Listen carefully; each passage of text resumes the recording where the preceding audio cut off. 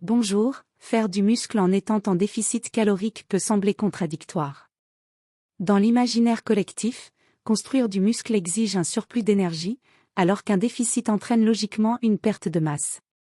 Pourtant, les recherches scientifiques les plus récentes, 2023-2025, montrent qu'avec une stratégie nutritionnelle de précision, un entraînement intelligent et une récupération optimisée, il est tout à fait possible de gagner du muscle tout en perdant du gras. C'est ce qu'on appelle la recomposition corporelle, transformer la qualité du corps plutôt que de se focaliser uniquement sur la balance. Ce processus est exigeant, mais il permet d'obtenir une silhouette plus dense, plus dure, plus esthétique, tout en améliorant la santé métabolique. Oui, on peut gagner du muscle même en déficit calorique. Chez les novices ou ceux avec un taux de masse grasse élevé, le corps utilise ses propres réserves pour soutenir la croissance musculaire, rendant la recomposition corporelle, gain de muscle plus perte de graisse, plausible. Chez les individus avancés, c'est plus difficile, mais toujours possible avec une stratégie fine et individualisée. Un déficit modéré de 200-300 kcal par jour favorise encore le gain musculaire, mais au-delà, on risque la perte de masse maigre. Les clés nutritionnelles essentielles. Les protéines, le pilier central. Elles ciblent un apport protéique élevé, entre 2,3 à 3,1 g par kilo de poids corporel par jour. Ou entre 1,6 et 2,2 g par kilo. D'autres sources indiquent 1,2 à 2,0 g par kilo comme fourchette consolidée.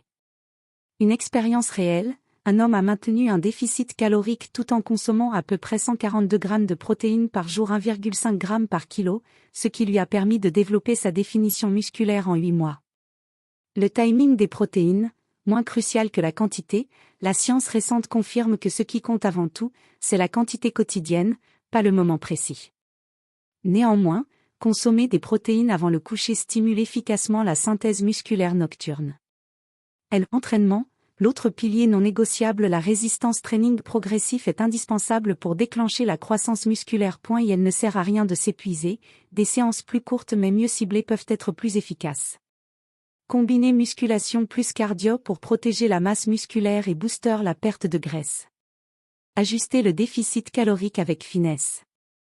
Un déficit modéré, plutôt que drastique, est la clé pour préserver le muscle.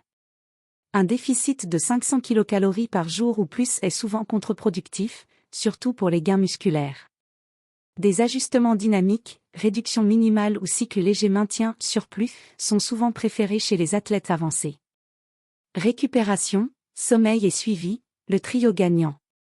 Une récupération optimale, sommeil, hydratation, gestion du stress, est indispensable pour soutenir la synthèse musculaire en déficit. Le suivi doit aller au-delà du poids sur la balance, privilégie les mesures de composition corporelle, la performance ou les photos, progression musculaire. Faire du muscle en déficit calorique, c'est prouver que la discipline, la précision et la constance surpassent les excuses. On ne construit pas seulement un corps plus fort, mais aussi un mental capable de transformer chaque contrainte en victoire.